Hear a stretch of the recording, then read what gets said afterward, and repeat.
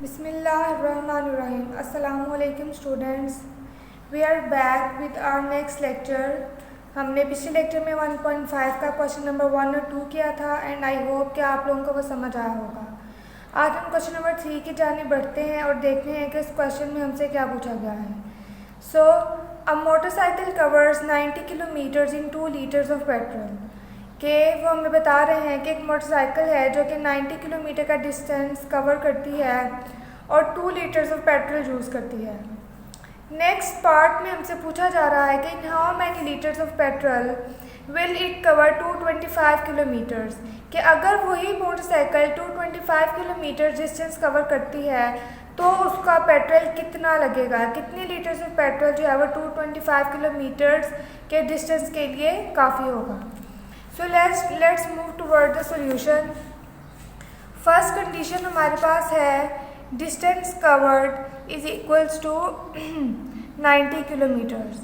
कि जो डिस्टेंस पहले कवर हुआ है वो 90 किलोमीटर्स है और जो पेट्रोल यूज़ हुआ है वो कितना है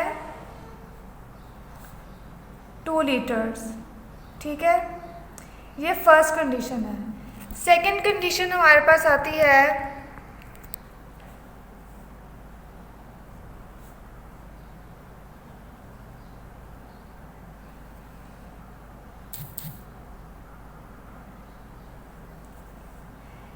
डिस्टेंस कवर्ड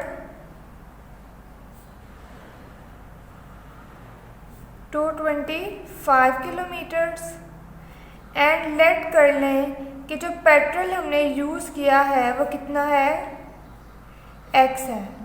क्योंकि हमने क्या फाइंड करना है, पेट्रोल यूज्ड, तो जो चीज़ हमने फाइंड करनी है हमने लेट कर लिया कि वो क्या है x है।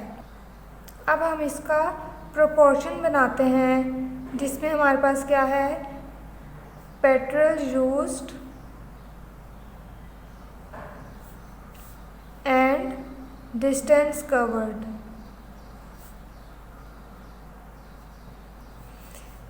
जब हमारा 2 लीटर्स ऑफ पेट्रोल लगा है तो हमने 90 किलोमीटर्स ऑफ डिस्टेंस कवर किया है एंड इफ़ हमारा पेट्रोल x है तो हमारा डिस्टेंस कितना कवर हो रहा है 225 किलोमीटर्स। सो पहले आपका डिस्टेंस 90 किलोमीटर था और पेट्रोल कितना था 2 लीटर्स था। अब आपका डिस्टेंस क्या हो गया है, इंक्रीज़ हो गया है। ठीक है, और अगर आपका डिस्टेंस इंक्रीज़ हुआ है तो आपका पेट्रोल भी क्या होगा, इंक्रीज़ होगा। तो ये एरो भी ऊपर की तरफ जाएगा और ये एरो भी ऊपर की तरफ जाएगा क्योंकि आपका डिस्टेंस क्या हो रहा है, इंक्रीज़ हो रहा है। ठीक है, और आपका पेट्रोल भी क्या होगा, इंक्रीज़ होगा। तो इसका हमारी जो रिलेशन है दोनों रेशियोज के दरमियान में क्या बनेगा, x/2 प्रोपोर्शन 225/90।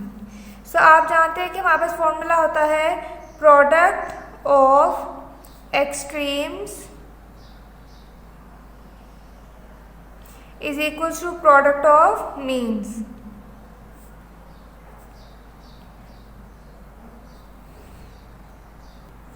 सो हमने फॉर्मूला लगाने के बाद वैल्यूज़ पुट की, प्रोडक्ट ऑफ एक्सट्रीम्स, एक्सट्रीम्स हमारे पास x और 90 है। So 90 into X is equals to 2 into 25। तो हमने जब फॉर्मूला में वैल्यूज़ पुट की तो हमारे पास x की वैल्यू आ गई 5। So 5 litres of petrol will be used when 225 kilometre of distance is covered. तो आपने नीचे स्टेटमेंट लिख देनी है कि hence motorcycle will cover 225 kilometres in 5 litres of petrol. So ये हमारा क्वेश्चन नंबर 3 था जिसमें हमें बताया गया था कि 90 किलोमीटर्स ऑफ डिस्टेंस में 2 लीटर्स ऑफ पेट्रोल यूज़ हो रहा है। अगर हम 225 किलोमीटर्स डिस्टेंस कवर करते हैं तो कितना लीटर पेट्रोल यूज़ होगा। सो हमने जस्ट देखा कि अगर डिस्टेंस इंक्रीज़ हो रहा है तो पेट्रोल भी क्या होगा, इंक्रीज़ होगा। तो हमने अपना प्रोपोर्शन बना लिया, product of extremes is equal to product of means का फॉर्मूला लगा लिया और हमारे पास x जो कि पेट्रोल यूज्ड था उसकी वैल्यू आ गई 5 लीटर। तो ये हमारा क्वेश्चन नंबर 3 था। आई होप कि आपको समझ आई होगी। अब हम अपने नेक्स्ट क्वेश्चन की तरफ चलते हैं, क्वेश्चन नंबर 4। क्वेश्चन नंबर 4 है a certain journey by train takes 5 hours at the speed of 45 kilometres per hour. कि ट्रेन से कोई भी सफ़र है जो कि 5 घंटे ले रहा है कहीं को जो उनसे भी उनकी डेस्टिनेशन है वहाँ पहुँचने में, और 1 घंटे के हिसाब से उसकी जो स्पीड है वो कितनी है, 45 किलोमीटर्स है। हमसे पूछा गया है कि what will be the speed of the train to complete the same journey in 3 hours. अगर उस ट्रेन ने उसी रास्ते को 3 घंटों में कवर करना है तो उसकी स्पीड क्या होगी। ऑब्वियस बात है कि अगर टाइम कम हो गया है और रास्ता वही है तो उसकी जो स्पीड है वो क्या हो जाएगी, इंक्रीज़ हो जाएगी। तो अब हम देखते हैं कि हमने इस क्वेश्चन को कैसे सॉल्व करना है। स्पीड ऑफ कार, पहले जो स्पीड ऑफ कार है वो कितनी है, 45 किलोमीटर्स पर आवर, और टाइम कितना है उसका, 5 आवर्स। ट्रेन 5 घंटों में 45 किलोमीटर स्पीड जो है वो कवर कर रही है, ठीक है। अगर टाइम आपके पास हो जाता है 3 आवर्स, सो लेट कर ले कि जो स्पीड ऑफ कार है वो कितनी होगी, x किलोमीटर्स पर आवर होगी। सो अब हम इनका आपस में रिलेशन बनाते हैं। स्पीड ऑफ कार का किसके साथ रिलेशन बनेगा, टाइम के साथ, कि जब आपकी स्पीड जो है वो 45 किलोमीटर्स पर आवर है तो टाइम आपका 5 आवर्स है। तो जब आपका टाइम 3 आवर्स हो जाएगा तो आपकी स्पीड क्या होगी, x होगी। सो अब आपका टाइम क्या हो गया है, कम हो गया है, तो एरो कहाँ पे आएगा, डाउनवर्ड्स आएगा।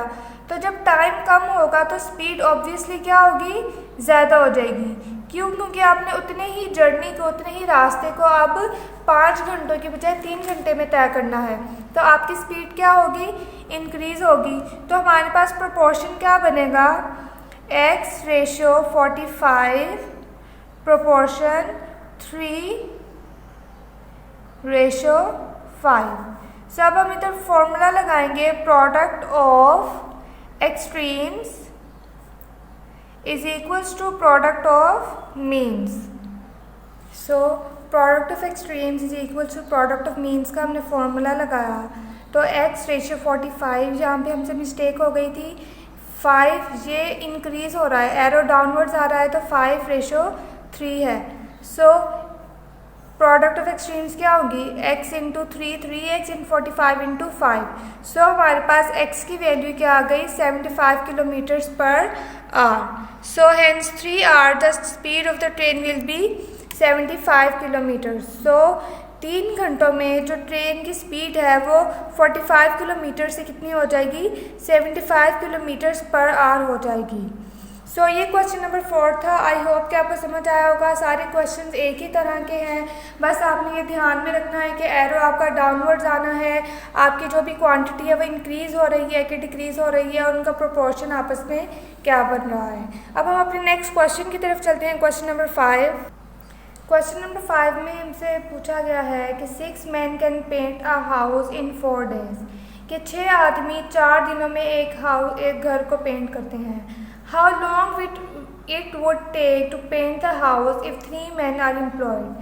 अगर सिर्फ 3 आदमियों को एम्प्लॉय किया जाता है और 3 आदमी एक घर को पेंट करते हैं तो फिर उनको कितना टाइम लगेगा। अब आपके पास आदमी की तादाद कम हो गई है, सो ऑब्वियसली ज़्यादा टाइम लगेगा घर को पेंट करने में। So let's solve this question कि how long would it take for 3 men to paint the house.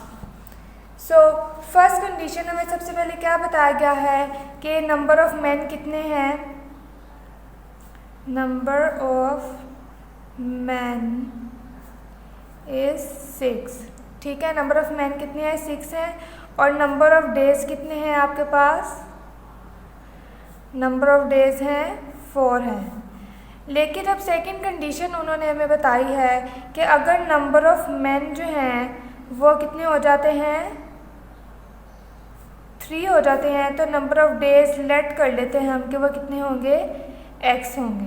सो अब हम इनका प्रोपोर्शन बना लेते हैं डेज एंड मैन का।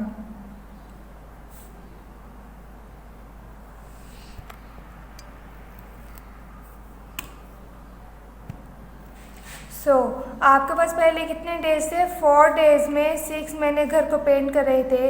अब आपके पास डेज कितने हैं, x हैं और 3 मैन हैं। तो पहले आपके पास मैन क्या थे 6 थे, अब मैन क्या हो गए हैं, डिक्रीज हो गए हैं, 3 हो गए हैं। लेकिन जब मैन कम होंगे तो नंबर ऑफ डेज आपके पास क्या होंगे, इंक्रीज हो जाएंगे, क्योंकि आदमी कम हो गए हैं तो उनको ज़्यादा दिन लगेंगे घर को पेंट करने में। सो ये आपके पास एरोज बनते हैं, मैन का एरो डाउनवर्ड आएगा और डेज का एरो अपवर्ड्स आएगा, क्योंकि डेज इंक्रीज हो रहे हैं और मैन डिक्रीज हो रहे हैं। सब हम अपना यहाँ पर प्रोडक्ट फॉर्मूला लगाएंगे। पहले हम अपना प्रोपोर्शन बनाएंगे x/4, प्रोपोर्शन 6/3, ओके। और हम अब अपना फॉर्मूला लगाएंगे, product of extremes is equals to product of means.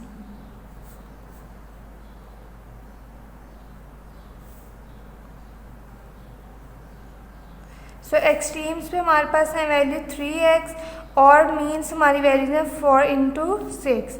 तो हमारे पास क्या आ जाएगा, x की वैल्यू क्या आ जाएगी 24 / 3। So x is equals to 8 days. So 3 आदमियों को अब 8 दिन लगेंगे घर को पेंट करने में। तो आप नीचे स्टेटमेंट लिख सकते हैं कि 3 men will take 8 days to paint the house.